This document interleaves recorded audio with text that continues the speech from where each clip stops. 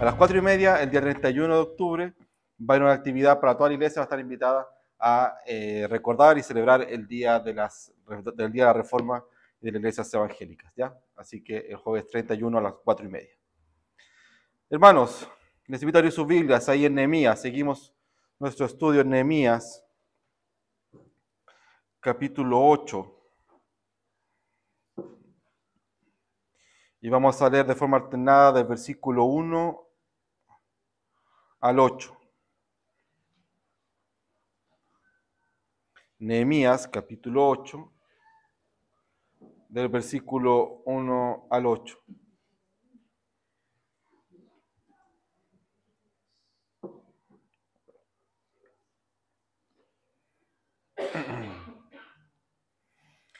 Nehemías, capítulo 8, del verso 1 al 8, de forma alternada. Dice así la palabra del Señor. Y se juntó todo el pueblo como un solo hombre en la plaza que está delante de las puertas de las aguas, y dijeron a Esdras, el escriba, que trajese el libro de la ley de Moisés, la cual Jehová había dado a Israel. Y el sacerdote Esdras trajo la ley delante de la congregación, así de los hombres como de mujeres y de todos los que podían entender el primer día del mes séptimo. Y leyó en el libro delante de la plaza que está delante de las puertas de las aguas, desde el alba hasta el mediodía, en presencia de hombres y mujeres y de todos los que podían entender, y los oídos de todo el pueblo estaba atento al libro de la ley. Y el escriba Esdras estaba sobre un púlpito de madera que había hecho para ello, y junto a él estaban Matatías, Sema, Anías, Urías, Hilcías y Masías a su mano derecha, y a su mano izquierda Pedaías, Misael, Malquías, Azul, Azadana, Zacarías y Mesulam. Abrió pues Esdras el libro a ojos de todo el pueblo, porque estaba más alto que todo el pueblo, y cuando lo abrió, todo el pueblo estuvo atento. Bendijo entonces Esdras a Jehová, Dios grande, y todo el pueblo respondió, amén, amén, alzando sus manos, y se humillaron y adoraron a Jehová, inclinados a tierra. Y los levitas, Jeshua, Bani, Serebías, Jamín, Acub, Sebetai, Jodías, Maseías, Kelita, Azarías, Josabet, Hanán y Pelaía hacían entender al pueblo la ley, y el pueblo estaba atento en su lugar, todos juntos. Y leían el libro de la ley de Dios claramente y ponían sentido, de modo que entendiesen la lectura. Amén. Oremos. Amado Dios y Padre Santo, te damos gracias por tu misericordia y gracias, Padre, por permitirnos estar aquí hoy. Gracias por traernos hasta acá con el único propósito de adorarte, con el propósito de saber, Señor, de que tenemos un Salvador que es Cristo nuestro Señor, y que juntos podemos adorarle, Señor, y que juntos podemos agradecer el que seamos salvos por medio de la sangre de Cristo. También pedimos, Padre, tu misericordia, para que tu voz también la podamos escuchar por medio de tu palabra, que tu Espíritu Santo, Señor, nos aclare tu palabra, que ella sea verdad en nuestras vidas, para que podamos vivir una vida que te agrade a ti, Señor. Ayúdanos tú, Señor, y perdónanos tú, Señor, para poder vivir una vida en santidad. Te lo pedimos todo para el nombre de Jesús. Amén.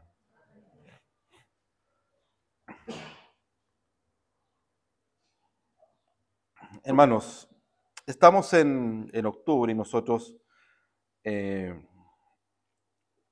recordamos, ¿no?, el tema de la reforma.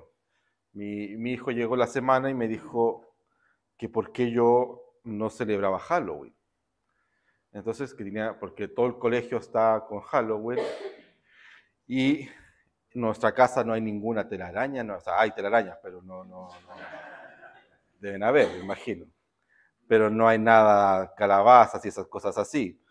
Entonces, ¿por qué no? ¿Por qué todo el mundo va a celebrar Halloween y yo no? Entonces, yo como buen padre le dije, habla con tu mamá, y la mamá como buena esposa dijo, habla con el pastor, y entonces ahí tuve que hablar con él. Y conversábamos de por qué no celebramos Halloween y qué sí celebramos, porque él piensa, o él pensaba, que solamente de porque soy pesado y no se hacía nada más nomás. ¿Y qué significaba entonces la reforma? ¿Qué significaba hoy día para él? Tiene 5 o 6 años y ¿qué significa para él este hecho de la reforma? Así que le empecé a explicar, vimos unos dibujos animados y empecé a explicarle acerca de esto.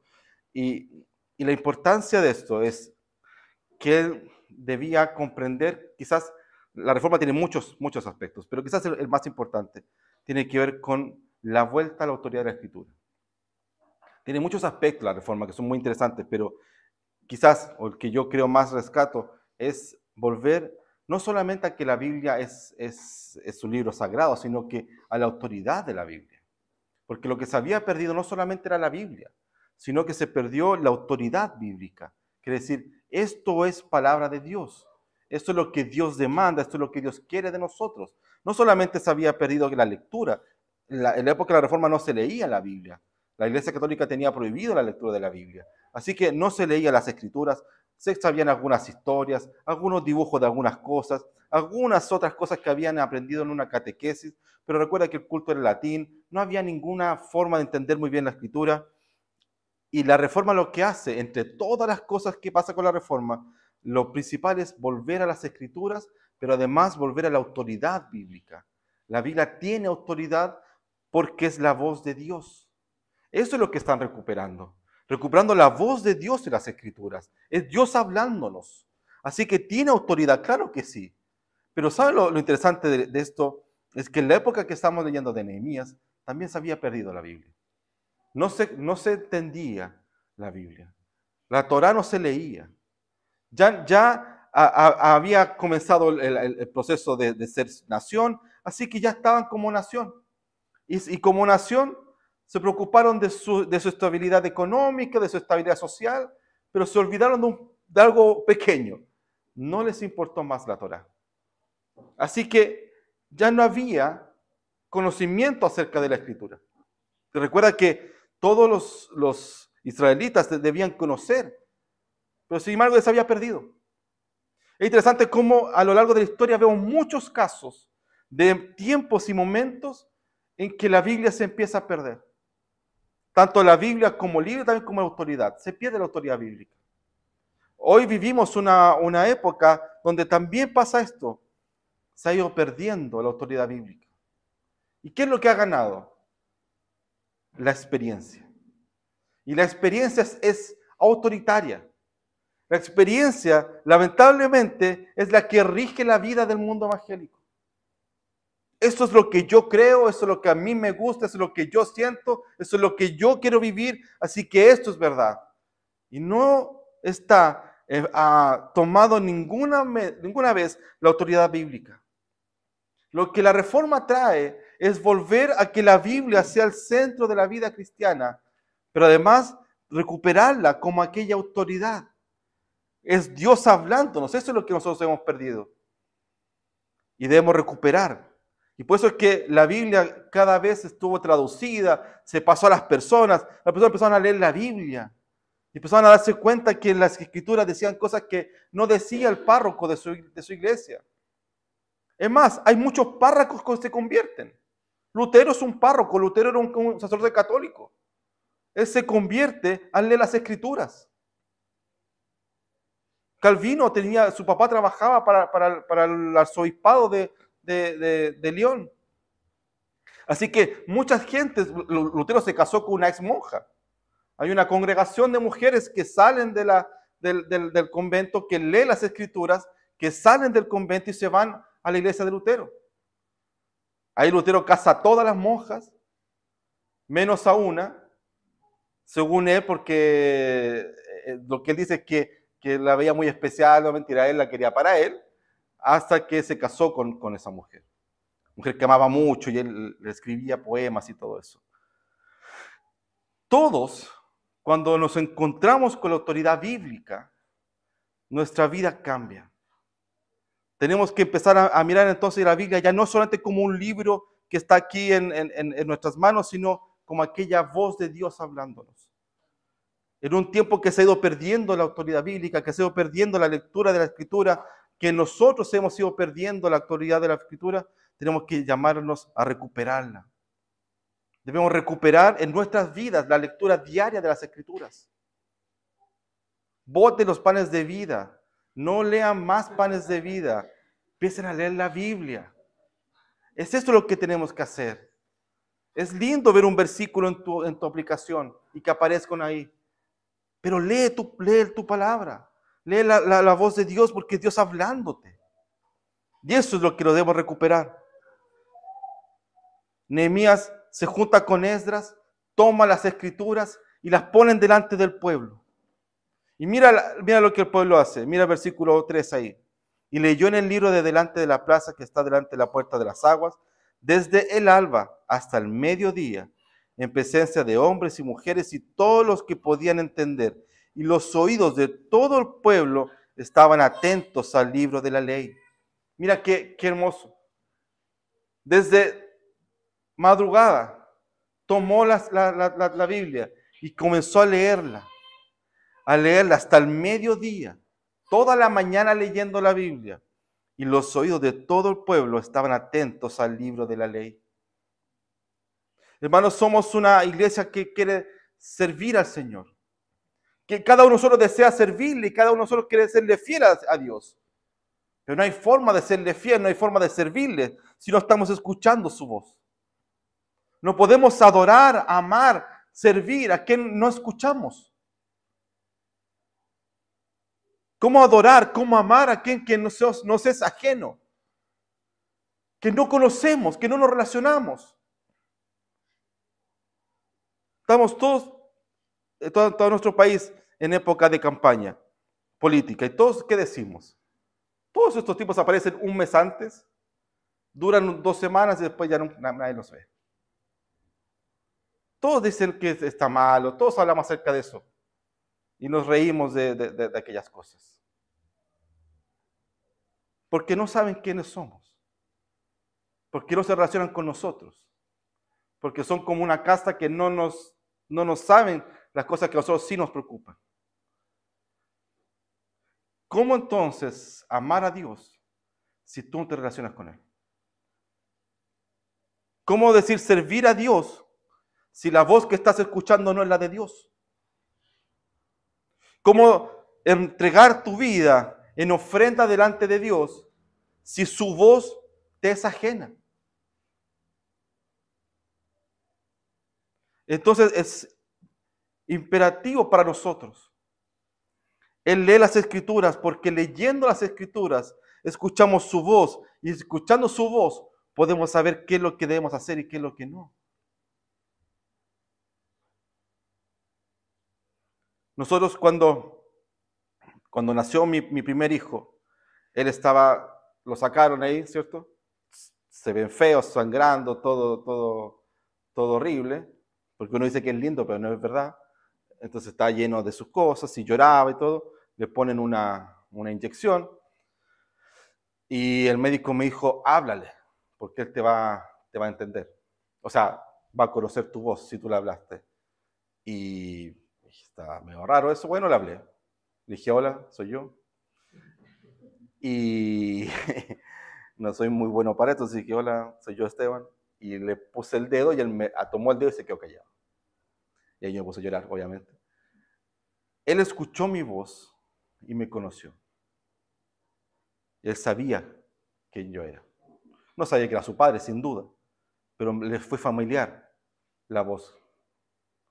Cuando Dios nos habla, si no estamos familiarizados con su voz, ¿cómo vamos a servirle? ¿Qué estamos escuchando entonces? ¿Qué es lo que este pueblo estaba haciendo? Estaba viendo como ellos querían porque no estaban escuchando la voz de Dios. Hacían lo que querían y no entendían lo que hacían porque Dios no les era algo natural en sus vidas. Nos está pasando que si nosotros no estamos escuchando la voz de Dios, atentos al libro de la ley, entonces cualquier voz que podamos escuchar la podemos confundir con una voz de Dios y podemos hacer algo que no es del Señor. Esto es lo grave, que escuchemos voces de otras personas, que escuchemos voces de otras ideologías, y esas voces llenan nuestro corazón. Esas voces son las que nos van a guiar, esas voces nos van a dirigir y no va a ser la voluntad de Dios. Entonces lo que debemos hacer es tomar la ley y escuchar la voz de Dios. Escucha la voz de Dios. Mira el versículo 6. Bendijo entonces Esdras a Jehová, Dios grande, y todo el pueblo respondió, amén, amén, alzando sus manos y se humillaron y adoraron a Jehová inclinados a tierra. Cuando Jesús es tentado por Satanás, Jesús cita las Escrituras. Las 3 veces Jesús cita las Escrituras. Y le responde por medio de eso. Cuando el apóstol Pablo es atacado, responde con las Escrituras. Cuando los apóstoles fueron encarcelados y amenazados para que no predicaran más, ellos tomaron las Escrituras y siguieron. Cuando nosotros entendemos la importancia de las Escrituras, no solamente para poder escuchar su voz, sino también para tener una actitud de vida, de humildad y de adoración a Dios. Y se humillaron y adoraron a Jehová inclinados a tierra. No estaban escuchando la voz de Dios mismo. Era Esdras el que estaba hablando. Usted no está escuchando la voz de Dios ahora. Está escuchando mi voz.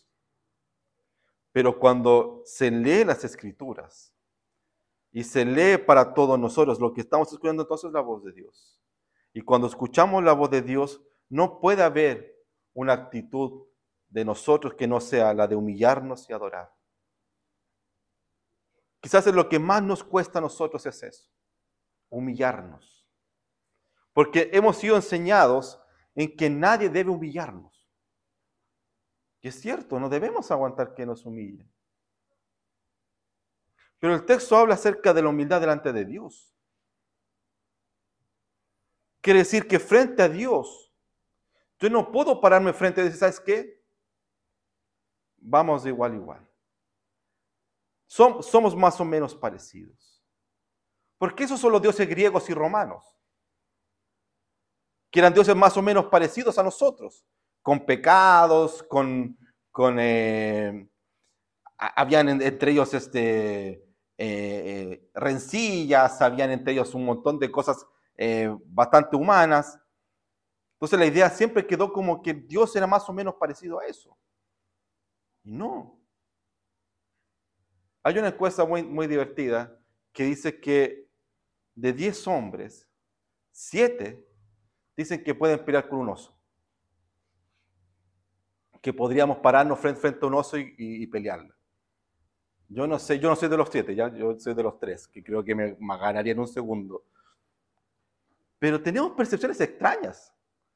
Porque piensa un oso, que puesto en pie un oso gris, puede medir 2,5 metros, pesar 200 kilos. Por más que estemos gordos, no vamos a poder pelearla. Pero hay gente que piensa que sí puede. Que si se para frente a un oso y el oso está enojado, yo retengo al oso. No hay forma. Bueno, el Edu yo creo que a lo mejor podría. Yo ahí apostaría un poco, pero no sé si tanto, pero apostaría un poco. Por lo menos un round duraría.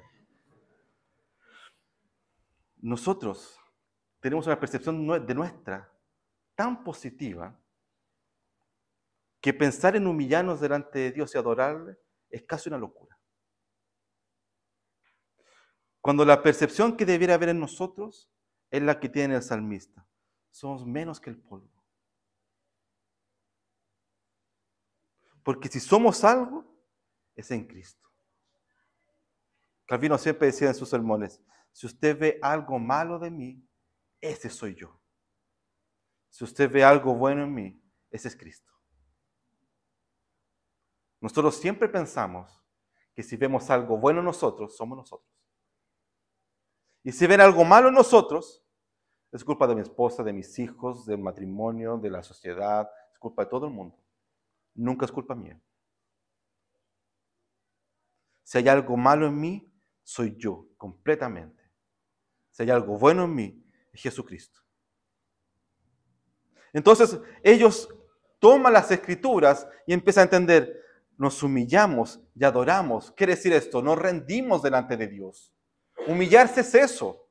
Es reconocer mi capacidad, reconocer que soy malo y que Dios es todo. Que aquello que hice, por más que tenga buenas intenciones, que por más que fueron buenas ideas según yo, no es nada comparado con lo que Dios tiene. Así que el pueblo se humilló, adoró, se inclinó delante de Dios y escuchó la voz sabiendo que debía cambiar toda su vida. Recuerda que este pueblo no tenía una identidad porque se habían roto sus muros, porque se había quemado todo. Estaban desprotegidos, pero ahora tenían la voz de Dios en medio de ellos. Porque, ¿de qué ganaban si tenían los muros más grandes? Si tenían los templos más hermosos, si tenían todo, ¿de qué ganaran si no tenían a Dios en el centro?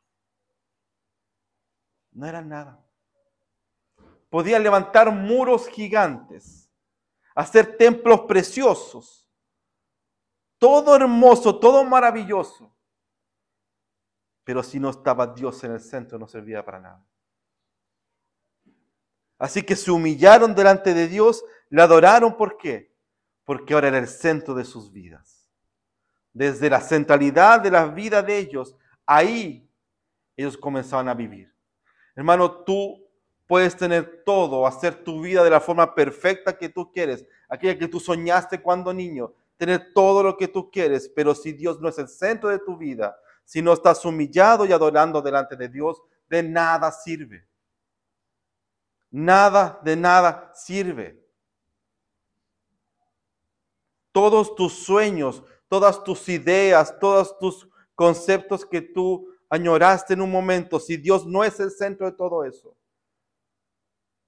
en vano has trabajado. En vano has hecho tu vida. En vano has dedicado tiempo a pensar cómo va a ser el futuro, si el centro de tu vida no es Dios. Humíllate delante de Dios y adóralo. Humíllate delante de Él y vive inclinado delante de Él. Por último, mira el versículo 8.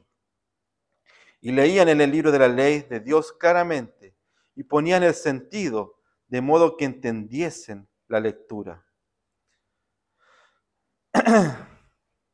En la Reforma, como no había conocimiento de la Biblia, se leía las homilías, el sacerdote leía la homilía en latín, pero la mayoría del sacerdocio no conocía el latín.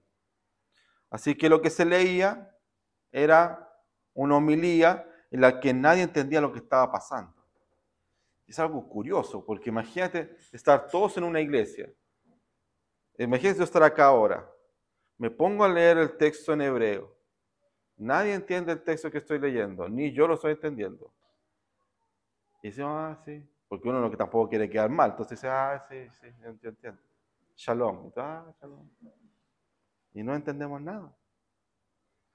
No conocemos lo que está pasando. Así era la iglesia. Así la iglesia no entendía nada. No sabía lo que estaba leyendo. Ahora, una vez que han tenido las escrituras, mira una cosa interesante en esto, tenemos la obligación de estudiarla.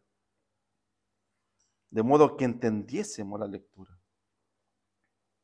Nosotros tenemos una obligación hoy día, estudiar la Biblia. Y eso no significa solamente leerla, es dedicarle tiempo. No, es que no tengo libros, no necesitas libros. O sea, yo sí, pero ustedes, puede que viene el día del pastor, necesito libros. No, yo fui criado por mi abuelo espiritualmente. Mi abuelo tenía solamente su Biblia y nada más. Y la Confesión de Fe de Westminster, nada más. Esa era su biblioteca, su Biblia que aún tengo yo guardada. Todos los hijos de mi abuelo me odian, no me interesa. Yo tengo la Biblia de mi abuelo y nada más. Tiene un hombre que conocía las Escrituras como nadie.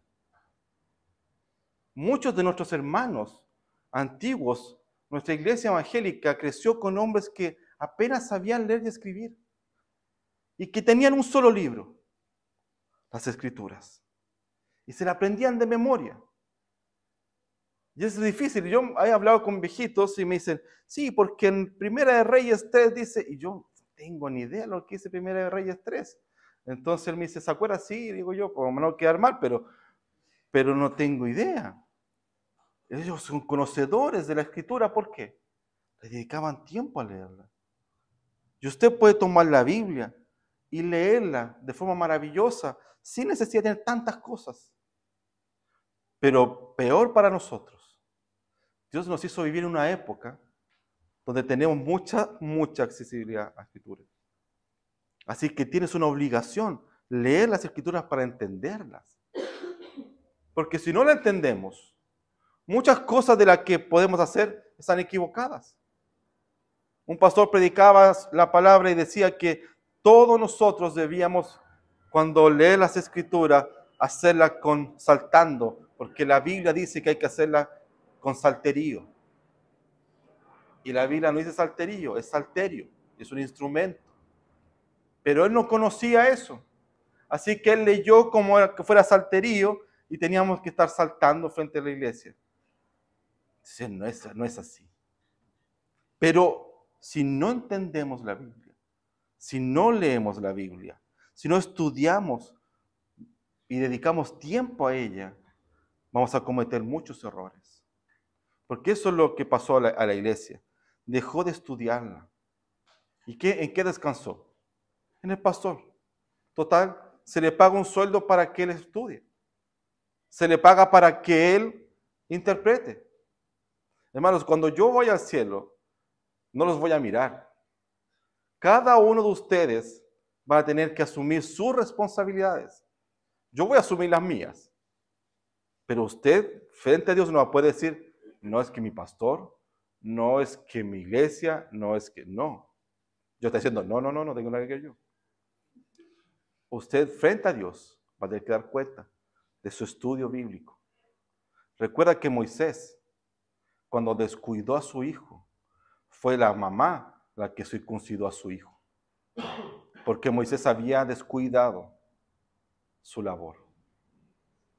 Usted y yo tenemos que tomar las Escrituras con seriedad y no descuidar el estudio.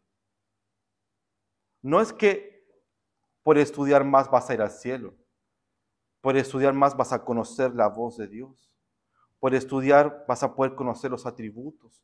Vas a poder conocer por qué muchas cosas que hoy día uno se pregunta, Dios tiene la respuesta.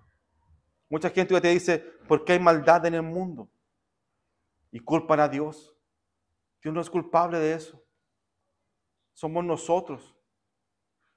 Nosotros destruimos nuestra tierra. Mira una cosa interesante que pasó con el COVID, que como no había gente en las calles, empezaron a aparecer animales que no se veían. Se comenzaron a aparecer, a mostrar animales que ya parecían que estaban perdidos. Se limpiaron ríos. O sea, los que estamos haciendo lo mal somos nosotros. Nosotros estamos destruyendo la creación. Y recuerda que el pueblo cristiano tiene una obligación. Génesis dice que la tierra no es nuestra, pero somos responsables de ella. Somos responsables de la creación. No somos un mundo por una bandera ecologista. Es nuestra responsabilidad como cristianos. Sojuzgar la tierra y cuidar de ella. Nosotros no cuidamos la tierra. Nosotros no cuidamos la creación. Cuando estudiamos la Biblia entendemos que nuestros no son por banderas políticas. No digo, ¿sabes qué? Estoy en contra del aborto por una posición política. Es porque Dios da la vida. Y el texto dice que mi embrión vieron tus ojos. Entonces, ¿cómo voy a estar a favor de eso?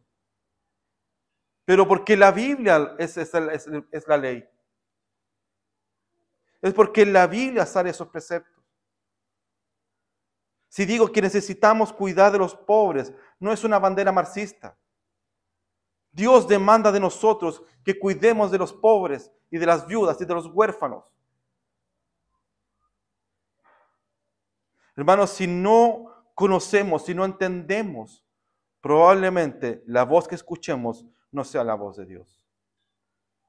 La Biblia es autoridad. Y hoy, para ti y para mí, debe ser la voz de Dios.